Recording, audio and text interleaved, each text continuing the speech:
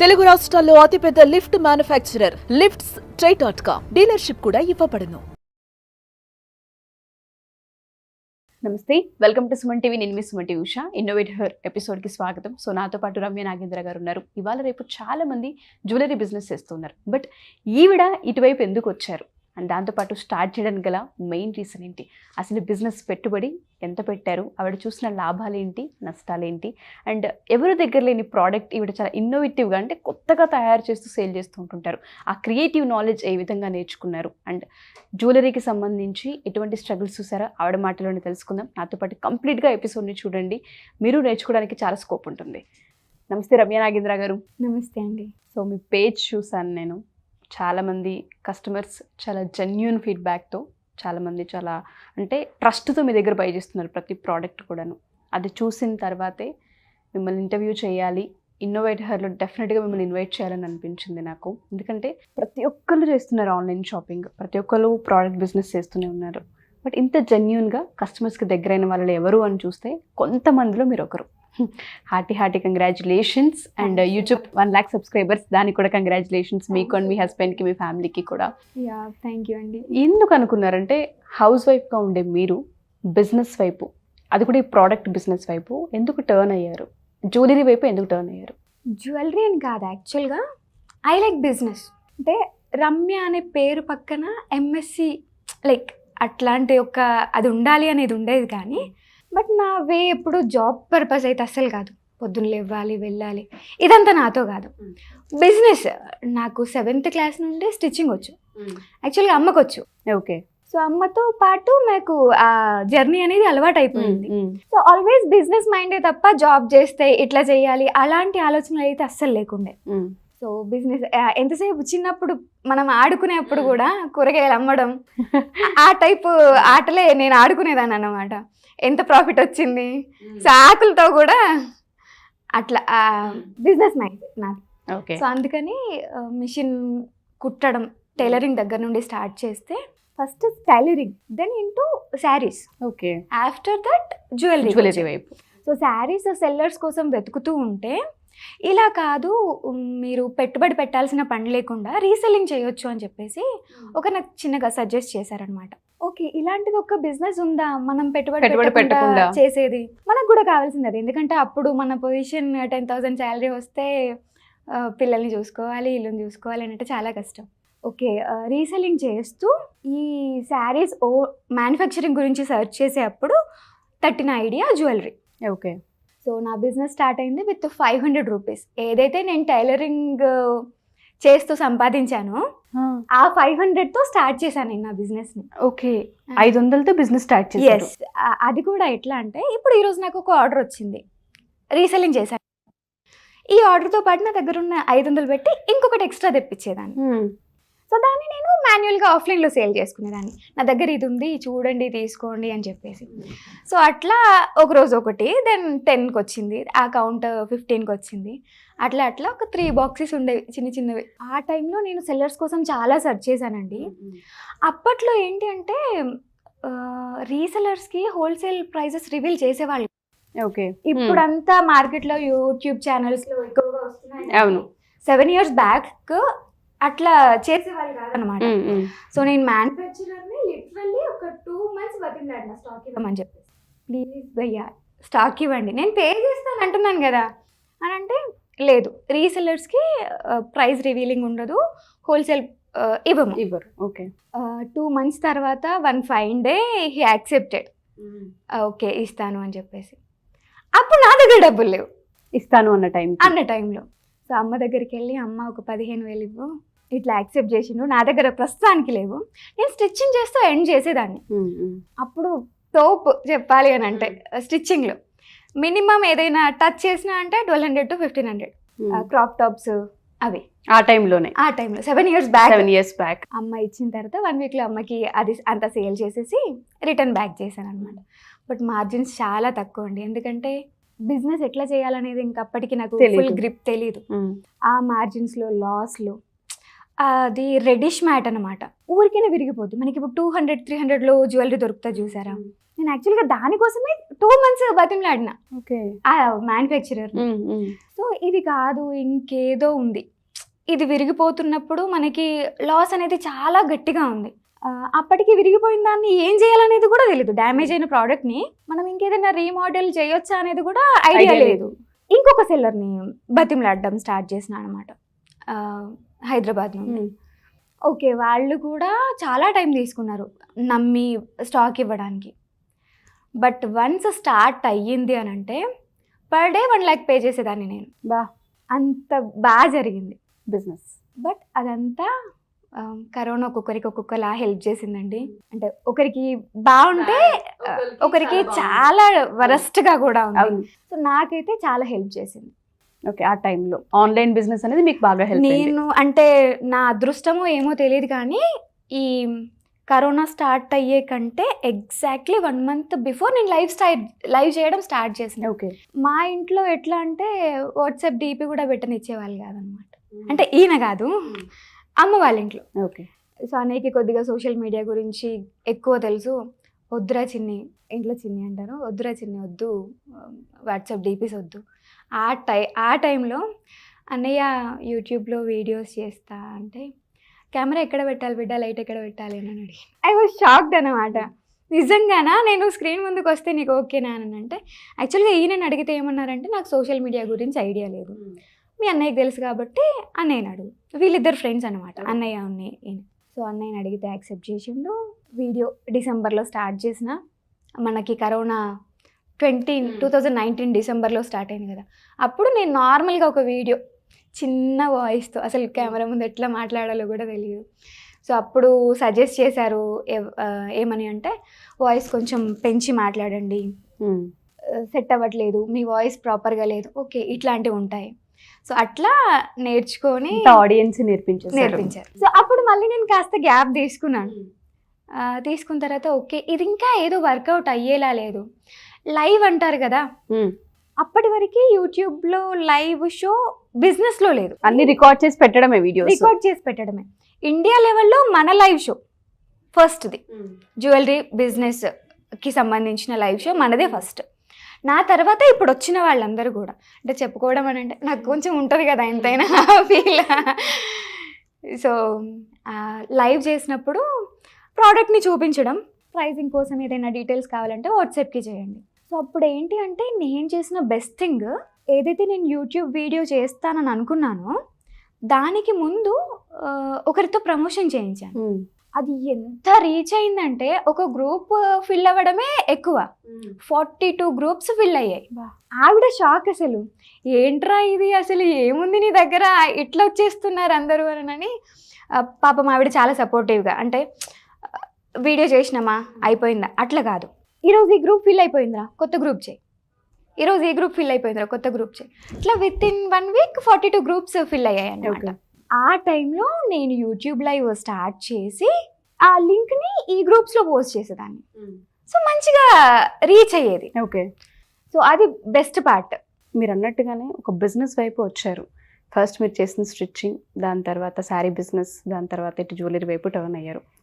ఎందుకు అనిపించింది బిజినెస్ చేయాలి, బిజినెస్ వైపు రావాలి అంటే? మీరు స్టార్టింగ్ ఒక వర్డ్ యూస్ చేస్తారు, అసలు కెమెరా అంటే ఏంటో తెలీదు, బిజినెస్ పైన అంటే ఎలా చేయాలి అనేది తెలియదు. అటువంటిది ఇండియా లెవెల్లో లైవ్ పెట్టుకునే అంత యూట్యూబ్లో అంత దాకా వచ్చారు అంటే రీజన్స్ ఏంటి అండి? రీజన్స్ అంటే ఉంటాయిగా, మనం తక్కువ ఉన్నప్పుడు మాట్లాడిన మాటలు మన మనసులో బలంగా నాటుకుపోతాయి.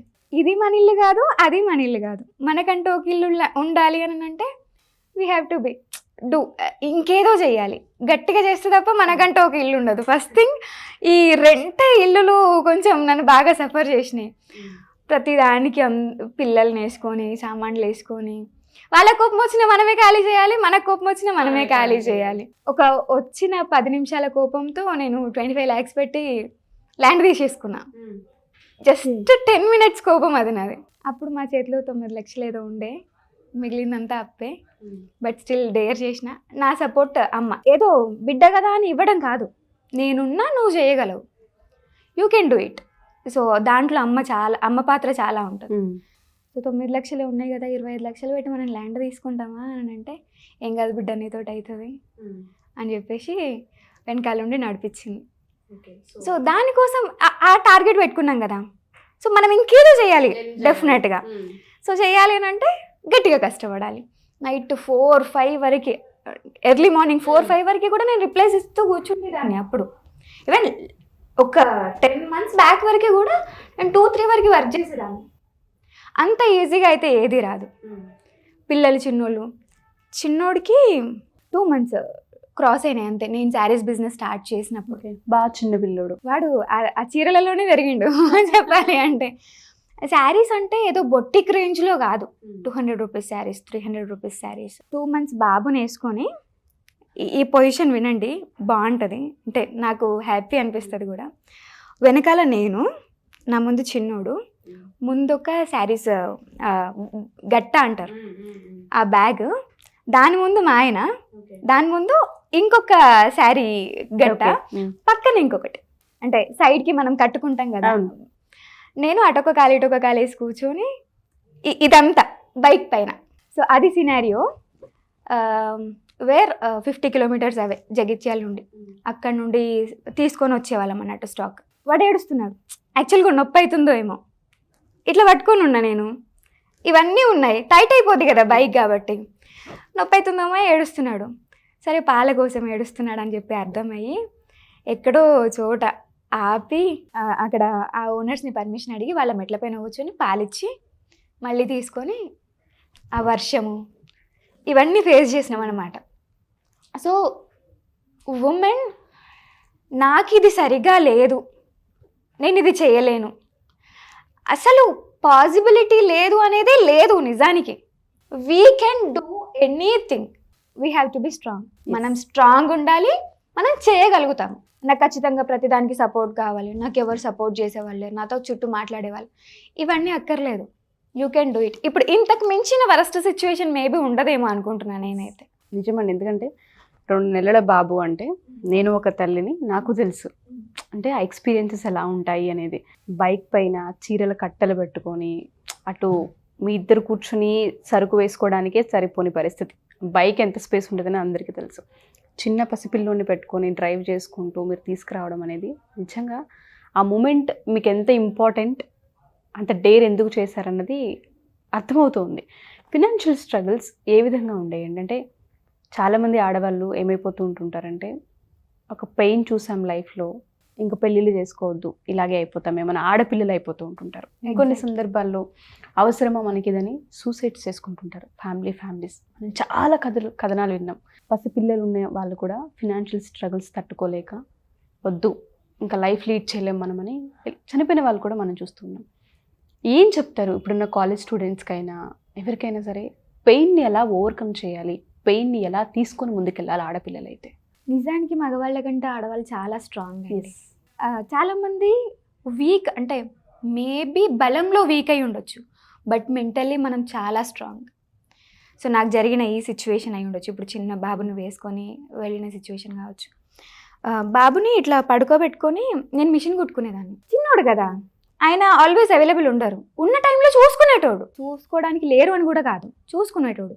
కానీ నాకు గిరాకీ ఎక్కువ ఉంటుండే, అంటే మన పర్ఫెక్షన్ అట్లాంటిది కాబట్టి ఏది చేసినా సరే అంతే, అయితే పర్ఫెక్ట్గా చేయాలి, లేదు అని అంటే చేయొద్దు. ఓకే. సో నా థీమ్ అది. సో బాబుని పడుకోబెట్టుకొని కొంచెం పెద్దగా అయిన తర్వాత కూర్చోబెట్టుకొని కూడా, నా లక్ ఏంటంటే పిల్లలు సతాయించారు, చాలా చాలా చాలా మంచోళ్ళు. సో జనరల్గా ఇట్లా కూర్చోబెట్టుకొని కుట్టేటప్పుడు చేతులు అవి అడ్డం పెడతారు, అట్లాంటిది ఉంటుంది. నేను కూర్చోబెట్టుకున్నాను, వాడు అట్లనే కూర్చునేటోడు అనమాట. సో నేను కుట్టుకునేదాన్ని. అది మీరు చెప్తుంటే నాకు నా కొడుకు గుర్తొస్తున్నాడు. ఎందుకంటే నేను ఈ జర్నీ స్టార్ట్ చేసినప్పుడు కంటిన్యూస్ ప్రాసెస్లో నాకు ప్రెగ్నెన్సీ, దాని తర్వాత బాబు పుట్టడం, 21 daysకే మళ్ళీ నేను ఆఫీస్కి రావడం. నన్ను ఎవరు ఫోర్స్ చేయలేదు వెళ్ళు అని, నన్ను ఎవరు రమ్మని ఆఫీస్ వాళ్ళు ఇబ్బంది పెట్టలేదు. నా ప్యాషన్ నన్ను అట్లా తీసుకొచ్చింది. మీరు అన్నట్టుగా ఎంత అదృష్టవంతులం అంటే, ఏ రోజు మా బాబు అమ్మ ఉండాలి అన్న ఎప్పుడు ఎక్స్పెక్ట్ చేయలేదు. మా అమ్మ ఎంతసేపు ఉంటే అంతసేపు ఆడుకోవాలి, మా అమ్మతో మమ్మల్ని డిస్టర్బ్ చేయలేదు, క్వాలిటీ టైం ఇస్తా. Yes, exactly. పిల్లలకి ఇద్దరం కూడా, మేబీ ఇంకెవరైనా సరే ఈ జాబ్ పర్పస్లో ఉండే వాళ్ళకి ఇంత టైం ఉండదేమో కానీ we spend quality time with our kids. Me journey నిజంగా చాలా ఇన్స్పిరేషన్ అండి. సో ప్రోడక్ట్ సేల్ చేసే ప్రాసెస్లో అయినా సరే, ఆన్లైన్ మనం పంపించే ప్రాసెస్లో అయినా సరే, కస్టమర్ ఎప్పుడైనా మీరు చూపించింది ఒకటి, క్వాలిటీ చూస్తే ఇంకొకలా ఉందని, ఏదైనా బ్యాడ్ బిహేవియర్, బ్యాడ్గా మాట్లాడడం ఎప్పుడైనా ఎక్స్పీరియన్స్ చేస్తారా దాన్ని? ఇప్పుడు నేను ఒకటి చెప్తానండి, మనం ఎంత పెడుతున్నాం అమౌంట్, దానికి గోల్డ్ రేంజ్ క్వాలిటీని ఎక్స్పెక్ట్ చేయడం అనేది మిస్టేక్. ఇప్పుడు మనం 6,000 పెట్టి ఒక శారీ తీసుకున్నామంటే దాని క్వాలిటీ, 600 పెట్టి తీసుకున్నాము అని అంటే దాని క్వాలిటీ. బట్ 600 పెట్టి 6,000 క్వాలిటీ ఎక్స్పెక్ట్ చేయడం అనేది రాంగ్ నా వేలో. బట్ మన దాంట్లో ఏంటి అంటే ప్రోడక్ట్ క్వాలిటీ అనేది జబర్దస్త్ ఉంటుంది. నేను ఇవన్నీ ఏంటి అంటే ఏదో తెచ్చినామా అమ్మినామా అదైతే నా ప్రాసెస్ అస్సలు కాదు. అట్లా అయి ఉంటే నేను ఇంతమందికి ఎంప్లాయ్మెంట్ కూడా ఇచ్చేవాళ్ళు కాదు. ఎంతమంది అండి ఇప్పుడు మీ దగ్గర ఎంప్లాయీస్? ప్రజెంట్ అయితే 19 మెంబర్స్ ఉన్నారు. డే 1లో మీరిద్దరు, ఓన్లీ మీరు అండ్ నాగేంద్ర గారు అంతేనా? నా పిల్లలు కూడా. ఓకే, మీ నలుగురితో స్టార్ట్ అయిన జర్నీ ఇవాళ మీ నలుగురు కాకుండా 18 మంది ఉన్నారు మీ దగ్గర. బా, 18 మందికి ఎంప్లాయ్మెంట్ ఇచ్చారు. యాక్చువల్గా 34 ఉండే ఎంప్లాయీస్. నేనేంటి అంటే ఫిల్టర్ చేసుకుంటాను అనమాట. వచ్చిన ఎంప్లాయీ కూడా ఇది మన వర్క్, ఓన్ చేసుకోవాలి. అట్లా చేయగలిగితే నేను వాళ్ళని ఓన్ చేసుకొని ఎట్లా చూసుకోవాలి అట్లా చూసుకుంటా. నాట్ ఓన్లీ శాలరీస్, వాళ్ళకి ఏది ఇవ్వాలి, ఏది అవసరం, వాళ్ళు ఈ సిచ్యువేషన్లో ఎట్లున్నారు, అదే సిచ్యువేషన్లో మనం ఉండుంటే మనం ఏం ఎక్స్పెక్ట్ చేస్తాం, అండ్ వాళ్ళకి ఏ కైండ్ ఆఫ్ మన అవసరాన్ని ఇవ్వాలి. సో ఇది చూసుకొని నేను అట్లా చూసుకుంటా. వన్స్ నా దగ్గరకు వచ్చిందంటే వాళ్ళకి గవర్నమెంట్ జాబ్ వచ్చినట్టు. బా, గ్రేట్ అండి. అంత ఈజీగా తీసేయను. బట్ వాళ్ళ బిహేవియర్ అనేది కొద్దిగా బాగాలేదు అని అంటే ఇంకా కొద్దిగా షార్ట్ టెంపర్ పంపించేస్తారు. బట్ నాతో బాగున్నారు అని అంటే మాత్రం డెఫినెట్గా ఇంకా అసలు వదిలేసి వెళ్ళలేరు. నేను ఈవెన్ మా ఇంట్లో మెయిడ్ని తీసేస్తా అన్నా సరే వాళ్ళు ఏదైనా చిన్న చిన్నవి చేసినప్పుడు ఏడుస్తారు వాళ్ళు, మీ దగ్గర నుండి నేను వెళ్ళను, ప్లీజ్ ఈ తప్పు మళ్ళీ చేయను. సో అంత బాగుంటాను అన్నమాట. ఎంత ఉంటుంది ఒక్కొక్కల శాలరీ మీ దగ్గర పిల్లల్ని? తక్కువ కనుక చూసుకుంటే ఎంత పే చేస్తున్నారు? అంటే 8,000 నుండి స్టార్ట్, ఓకే, 15,000 వరకు. సుమా అని మంచి పార్ట్నర్ దొరికింది నాకు. అంటే బిజినెస్ పార్ట్నర్ అని కాదు కానీ వర్క్ పార్ట్నర్. తను ఇది చెయ్యాలి అంటే చేద్దాం అంటే మన వెనకాల ర్యాప్ ఉండాలి కదా, అది బాగా అనిపిస్తుంది నాకు. సో తనతోనే స్టార్ట్ అయింది యాక్చువల్గా. వర్కర్స్ని పెట్టుకోవడం అనేది కూడా నేను తనతోటే స్టార్ట్ చేసిన. నా ఫస్ట్ ఎంప్లాయీ సుమా అని, ఇప్పుడు మన మేనేజర్. ఓకే, ఈ వర్క్ చేయడం కూడా అంటే ఇప్పుడు హ్యాండ్మేడ్ అంటున్నాను, బీట్స్ అల్లాలి, ఇది ఉందా, దీన్నంతా అల్లాలి.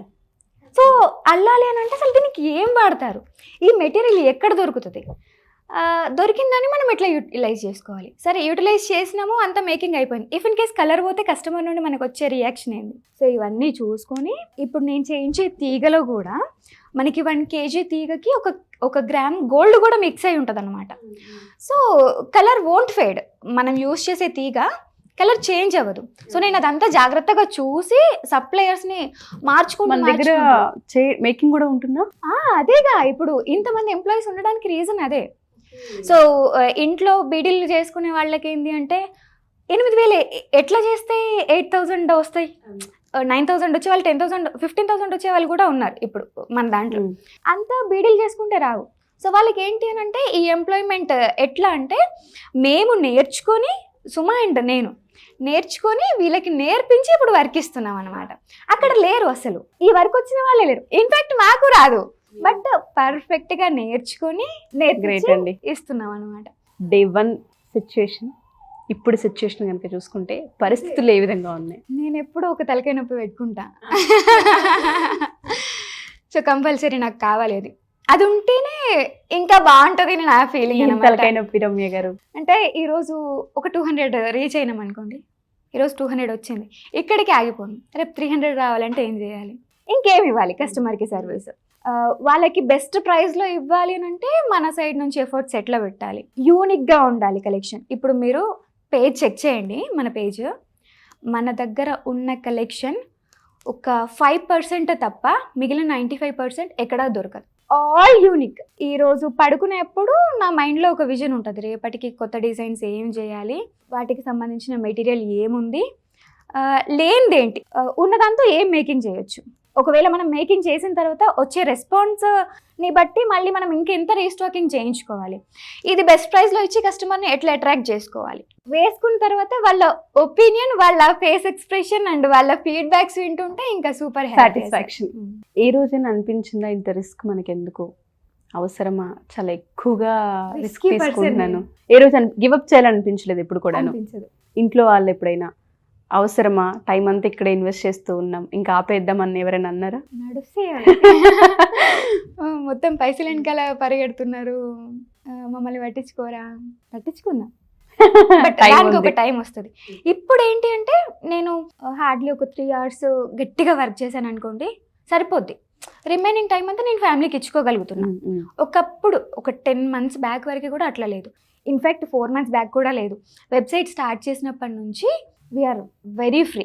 ఓకే, లేదు అని అంటే డైలీ ఒక 10,000 మెసేజెస్ వస్తే దాంట్లో బుక్ చేసేది 200 members హార్డ్లీ. బట్ ఫిల్టర్ చేయాలిగా మనం ఆ 10,000ని. ఆ 10,000లో ప్రతి ఒక్క మెసేజ్కి మనం రెస్పాండ్ అవ్వాల్సిందే. ఆ రెస్పాండ్ అయ్యే క్రమంలో ఏంటి అంటే ఎట్ ఏ టైం అందరికి ఇవ్వలేం కదా, సో డిలే అవుతూ ఉంటుంది. కమెంట్స్, మీరు రెస్పాన్స్ ఇవ్వట్లేదు, మీ నుంచి ఏం రెస్పాన్స్ రావట్లేదు, అసలు బిజినెస్ ఎందుకు చేస్తున్నారు, we know the struggle actually. దాని బ్యాక్ ఎండ్ ఎట్లా ఉంది అనేది మాకు తెలుసు. మేబీ ఇప్పుడు ఇది చూసిన తర్వాత కొంతమందికి అర్థమవుద్దేమో కానీ, బట్ చాలా ఆ నెగిటివ్ కమెంట్స్ వచ్చినప్పుడు చాలా హర్ట్ అయ్యేవాళ్ళం. అసలు దీనికి ఏం చేద్దాం, హర్టింగ్ అంటే అక్కడే ఆగిపోలేదు. వీళ్ళని సాటిస్ఫై, మన క్లయింట్స్ని సాటిస్ఫై చేయాలి అని అంటే, వాళ్ళకి బెస్ట్ సర్వీస్ ఇవ్వాలి అని అంటే website is the only one. But ఏంటి అంటే ఇప్పుడు అందరికీ నాలెడ్జ్ ఉండదు, వెబ్సైట్కి వెళ్ళి బుక్ చేసుకోవాలి అనే నాలెడ్జ్ అందరికీ తెలియదు. ఇది కూడా ఎడ్యుకేట్ చేయాలి మళ్ళీ. వెబ్సైట్ స్టార్ట్ చేసినాము బట్ ఎలా బుక్ చేసుకోవాలన్న గైడెన్స్ మళ్ళీ మన నుంచే వెళ్ళాలి, వాళ్ళకి మళ్ళీ ఎడ్యుకేట్ చేయాలి వాళ్ళని. సో పర్లేదు, బాగుంది. వస్తుందా అండి వెబ్సైట్ త్రూ ఆర్డర్స్ వస్తున్నాయా? చాలా బాగుంది, ఇంతకు ముందు కంటే కూడా ఇప్పుడు ఇంకా బాగుంది. ఓకే, వాళ్ళకి యాక్చువల్గా ఈజీ అయిపోయింది. 500తో స్టార్ట్ చేసిన మీ జర్నీ ఏదైతే ఉందో, ఇప్పుడు ఇవాళ మనం చూసుకుంటే ఎంతవరకు సంపాదించారు, ఏ విధంగా ఉంది? ఎంతవరకు సంపాదించారు అని అంటే 2 lakhs ఫాలోవర్స్, 1 lakh ఇది నా ఎర్నింగ్, ఇది మీ ఎర్నింగ్. ఓకే, ఆఫ్లైన్ రీసెంట్ గా స్టార్ట్ చేసామన్నమాట జగిత్యాలో. ఓకే, ఇంతకు ముందంతా ఆన్లైనే ఉండేది. సో ఇప్పుడు ఆఫ్లైన్ స్టార్ట్ చేసిన తర్వాత మీరు భలే నవ్వుతారండి, మిమ్మల్ని చూస్తుంటే మా పక్కింటి అమ్మాయిని మా వాళ్ళే అన్నట్టు వాళ్ళ ఫీలింగ్ ఉంటుంది అనమాట. వాళ్ళు నన్ను అట్లా ఓన్ చేసేసుకున్నారు, అది సూపర్ హ్యాపీ యాక్చువల్గా. నిజంగా చాలా గ్రేట్. ఎందుకంటే మీ పేజ్ చూశాను, ఇప్పుడు దగ్గర ప్రోడక్ట్ ఏదో కొత్తగా ఉంది, బాగుంది అనిపించినవి చాలా ఉన్నాయి. నిజంగా అంత క్రియేటివ్గా చేయడం అనేది అది బ్రెయిన్తో కూడిన పని, చిన్న విషయం కాదు. 2 పిల్లల్ని, చిన్న వయసులో ఉన్న పిల్లల్ని అటు వాళ్ళకి టైం ఇస్తూ, ఇటు బిజినెస్ని చూసుకుంటూ, అటు ఫినాన్షియల్గా స్ట్రాంగ్ అవ్వాలని ప్రయత్నిస్తూ ముందుకు రావడం అనేది చిన్న జర్నీ అయితే కాదు. ఇది త్వరలో అన్ని ఏరియాస్లో మీ స్టోర్ ఉండాలని మనస్ఫూర్తిగా కోరుకుంటున్నాను నేను. ఎందుకంటే జ్యువెలరీ ఇవాళ రేపు అందరికీ అవసరమే. అందరూ గోల్డ్ వేసుకోవడానికి రెడీగా లేరు, ఇన్స్టెంట్గా ఏదైతే ఉంటుందో అది వేసుకొని తీసిపెట్టి అలా చూసుకుంటూ ఉంటారు. సో అలాంటి సెక్యూరిటీ కూడా లేదు కదా. ఎస్, ఎగ్జాక్ట్లీ, సెక్యూరిటీ కూడా లేదు. ఎవరైనా సరే ఆడవాళ్ళు మన ఈ వీడియో కనుక చూస్తూ ఉంటుంటే బిజినెస్ రంగాల్లో రాణించాలి అన్న, ఉమెన్ ఆంటర్ప్రిన్యూర్స్గా చాలా మంది కావాలనుకుంటూ ఉంటారు. బట్ డబ్బు ఉంటేనే అవుతామేమో అన్న అపోహ కూడా చాలా మందికి ఉంది. ఇప్పుడు కాదు అని ప్రూవ్ అయింది. సో మీ జర్నీ త్రూ, మీ ఎక్స్పీరియన్స్ త్రూ ఏం చెప్తారు? అందరికీ ఫ్యామిలీ సపోర్ట్ ఉండకపోవచ్చు, కొంతమందికి హస్బెండ్ సపోర్ట్ ఉండకపోవచ్చు, బట్ మీ విషయంలో హస్బెండ్ సపోర్ట్ 100కి 100% ఉంది. సో కొంతమందికి అది కూడా ఉండదు. తెర వెనక మా ఆయన, తెర ముందు మీరు. సో ఇది మా మోటో. ఏం చెప్తారండి ఆడవాళ్ళకి, ఈ వీడియో చూసే ఆడవాళ్ళందరికీ? ఏం చెప్తారు అని అంటే స్టే స్ట్రాంగ్. ఫస్ట్ వచ్చిన ఆ స్ట్రగుల్లా కాకుండా ఒక ఛాలెంజ్లా చూసుకుంటే వీ కెన్ డూ ఇట్. అక్కడే ఆగిపోవద్దు, దానికి ఏదో ఒక సొల్యూషన్ అయితే డెఫినెట్గా ఉంటుంది. ఇప్పుడు నాకు ఈరోజు 100 orders వచ్చినాయి. ఈ 100 ordersలో 80 మేకింగే ఉన్నాయి. But 80 making with in a day ఒక్కొక్కసారి చేయలేము.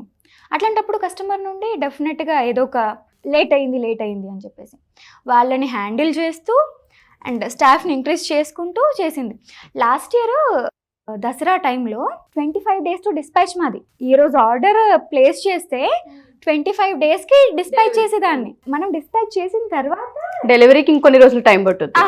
స్టిల్ అసలు నేను సూపర్ లక్కీ నిజంగా చెప్పాలంటే. వాళ్ళందరూ నన్ను నమ్మి వెయిట్ చేసినందుకు ఎందుకంటే చాలా చాలా బుక్ చేసుకున్న 2-3 రోజులకు రాకపోతేనే అసలు ఏంటిది అని అనుకుంటూ ఉంటారు. 25 రోజులు మీకు డిస్పాచ్ చేయడానికి, మళ్ళీ అది ఆర్డర్ వెళ్ళడానికి ఒక 10 ఎంత లేదనుకో 1 వీక్ టైం పడుతుంది. ఈజీగా 1 మంత్ అయిపోతుంది. అవును, ఏరియాని బట్టి 1 మంత్ అయింది మేడం, ఇంకా రాలేదు అని అంటే నాకే చాలా ఇదిగా అనిపించేది.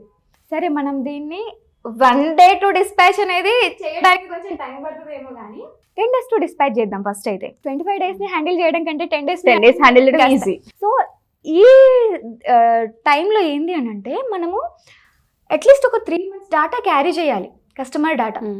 ఎందుకంటే మనం డిస్పాచ్ చేయడానికే 25 days, అది రీచ్ అవ్వడానికి ఇంకొక 15 days అనుకుందాం. ఇఫ్ ఇన్ కేస్ ఏదైనా కొరియర్ లో ఇష్యూ అయ్యి అది ఆగింది అని అంటే అప్పుడు ఇంకో రకంగా ఉంటది scenario. So 3 months data carry చేయాలి, 3 months లో ప్రతి క్వశ్చన్ కి ఆన్సర్ చేయాలి. సో 10 days టు డిస్పాచ్ చేద్దామని చెప్పేసి అప్పుడు హైర్ చేసుకున్న 34 members ఎట్ ఏ టైం. దాంట్లో నుండి ఫిల్టర్ చేస్తూ వీళ్ళలో మనకి ఎవరు యూజ్ అవుతారు. సో అప్పుడు ఏంటంటే స్టార్ట్ అయిన కొత్తలో వాళ్ళు డైలీ ఒక 4-5 items మాత్రమే చేయగలుగుతారు, అంతకు మించి చేయలేరు. సో నేను వాళ్ళని ట్రైన్ చేసుకున్నా బెస్ట్గా. దట్టు ఇది ఈజీగా అయిపోవాలి, ఈ ఐటమ్ ఈజీగా అయిపోవాలన్నట్టుగా ఇవ్వను నేను వాళ్ళకి. టాస్క్ బెస్ట్గా ఉండాలనే ఇస్తా. తొందరగా అయిపోవడం అనేది ఇంపార్టెంట్ కాదు, క్లయింట్ని మనం ఇంప్రెస్ చేయగలగాలి.